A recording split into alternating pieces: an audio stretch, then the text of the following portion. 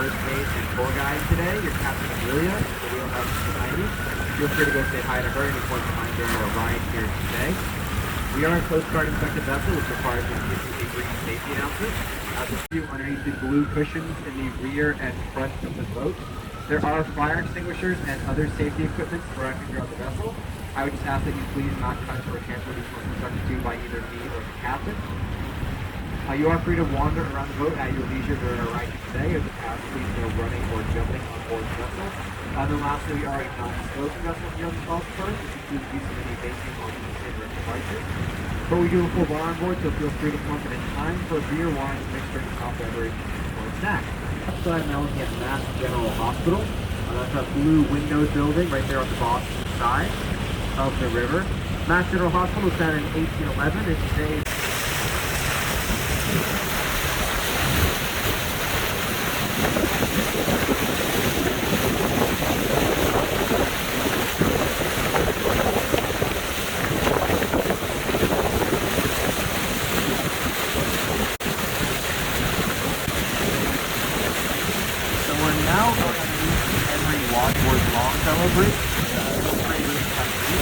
built in 1904 and is the second longest bridge crossing the Charles River at about 100 feet long.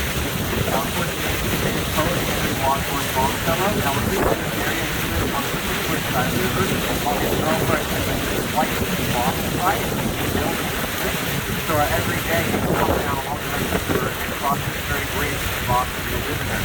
Next to one of the most famous and iconic homes for written while standing on the very bridge. The home of 200 Clarendon Street. Now it's also known as the old John Hancock building, because it was the second home of John Hancock Life Insurance. But today again it's known as 200 Clarendon Street. This is the tallest building in all of Boston and in all of New England, standing at 790 feet tall. So there are actually more than 10,000 of those glass windows along the outside of the building, each window weighing about 500. The longest bridge crossing the Charles River at about 2,100 feet long. Now it's called the John Harvard Bridge, but it is somewhat misleadingly named because it doesn't actually take you to the campus of Harvard University. Instead, on the Cambridge side, it brings you to the campus of MIT. Now, it's said that MIT has been approached many times throughout the years asking if they would like to have the bridge renamed after them, but it refused every time due to this bridge famously being a little bit of an engineering disaster.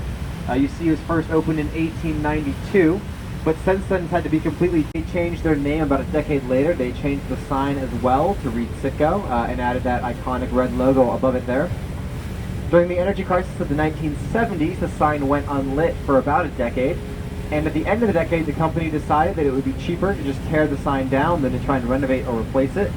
However, to become so iconic and beloved by the people of Boston that the city decided to buy up the sign itself and pay for the renovations using taxpayer dollars.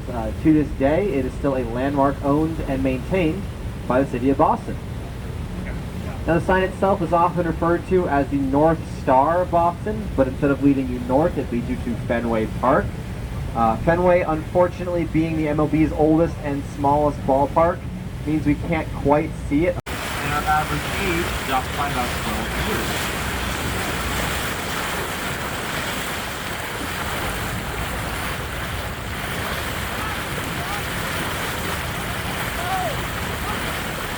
A little bit more about BU. BU today has about 18,000 undergraduate students and 35,000 total. Built in 1949 and named after former BU president Daniel Marsh. Most notably, this is actually the spot where Dr. King would practice many of his sermons while receiving his PhD in theology from BU. Actually, if you look at the rightmost of the 2 points there, that is BU's School of Theology. And the first window down from the top of the to be there, but some of it actually is.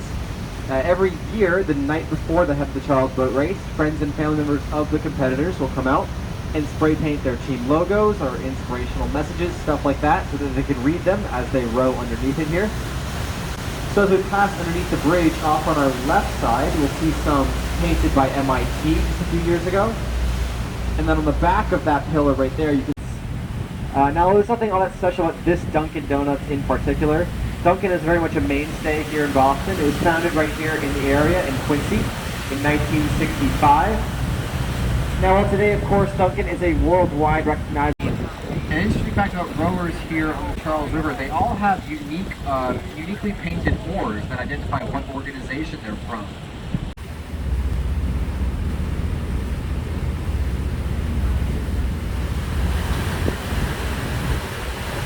So this bridge we're now passing underneath was originally built in the mid-19th century as a way to carry steam power from one side of the river to the other. At that time, steam power was the primary method of heating people's homes here in the city. So I'm sure it was very much appreciated when they, during those cold Boston winters we're very famous for here.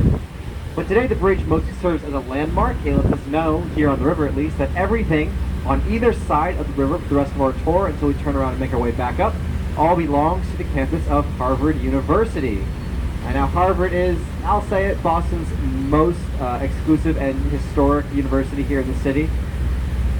Harvard founded in 1636, which makes it America's oldest institute of higher learning. They've educated 8 U.S. presidents and over 50 billionaires, not even including Bill Gates and Mark Zuckerberg, who both dropped out before graduating. Today, Harvard has an endowment of $36.4 billion, which is larger than the GDPs of half of the countries in the entire world. But for those of you like myself who have never personally attended Harvard University, you might find it interesting to know that Harvard students are coded into houses, not like the way they are in the book Harry Potter. So there are 12 of these student houses, each housing between 100 and 500 students. Historic Dunster House, one of those Harvard University houses. And we'll spot a few more of them as we make our way down, and I'll point them out to you. All of the Harvard houses, all 12 of them, are actually named after former Harvard presidents. So Dunster was president, I believe, in the 18th century, if my memory serves me correctly.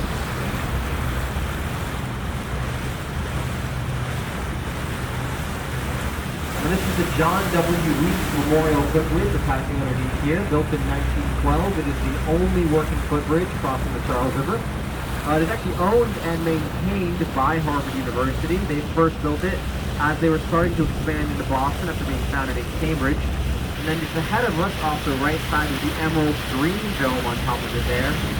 That is the Eliot House. So Harvard University has actually been a male-only school for most of its existence. They did not start accepting women into some of their programs until the mid-1960s, and weren't fully accepting women into all of their programs until the mid-1990s. Radcliffe would later be dissolved into Harvard in the mid-90s when they started fully accepting women. But we do have one last relic of Radcliffe College still with us today, and that is the old Radcliffe College boathouse. That's this boathouse right here on our right side right now towards the full path. Now today it's known as the Wells Boathouse and services the Harvard women's crew team as well as their club crew team. As we start to turn here, you'll see the Anderson Bridge, and then underneath it another red boathouse just past it there. That is the Newell Boathouse that services the Harvard men's crew team. And as we finish our turn, off the right side you'll see a building with a small golden dome on top. Looks almost like a golden bell right on top of it there. That is the Baker Business Library, built in 1926, named after George F. Baker, who gave $5 million to fund its creation. To this day, that is still the largest business library in the entire United States. So at this point, as we turn around here, we have reached the halfway point in our tour. This is like this point to give you guys a little break from the narration. Let you walk around, take some pictures, stuff like that. If you have any questions about anything we've talked about so far today, feel free to come and ask me, and if I don't know the answer, I'll just make something up. Again, the bar is open. If you'd like anything from that, feel free to come and ask. But if not,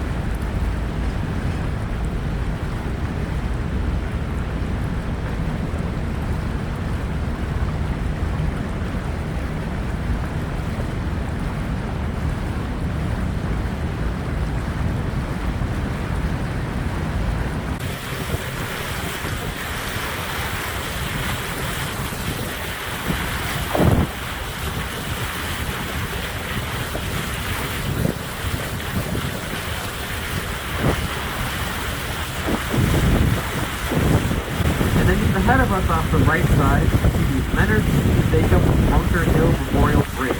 That's that bridge with the 2 stone obelisks and the 110 white suspension cables running off of it. This was built in 2003 as part of our Big Dig project here in Boston. The 2 stone obelisks are meant to represent the Bunker Hill Monument, very famous Revolutionary War monument, which is a little ways down the river on the Cambridge side, while the white suspension cables are meant to represent the billowing sails of a ship coming into the harbor, paying a little homage to our proud history as sailors here in Boston. And then as we pull back in the canal, we're going to pull past the Museum of Science once again. This was actually founded in the 1830s. To be sort of catch-all museum of science. While today the museum has more than 700 interactive exhibits within it, there is one exhibit that is exclusive to us here on the river. And that is, if you look on the outside of the wall we're going past, you'll see 5 gray stone carvings on the outside of it. Those 5 carvings are meant to represent the 5 themes of the exhibit that you can see in the museum. So going right to left, the themes are nature, mankind, industry, energy, and space.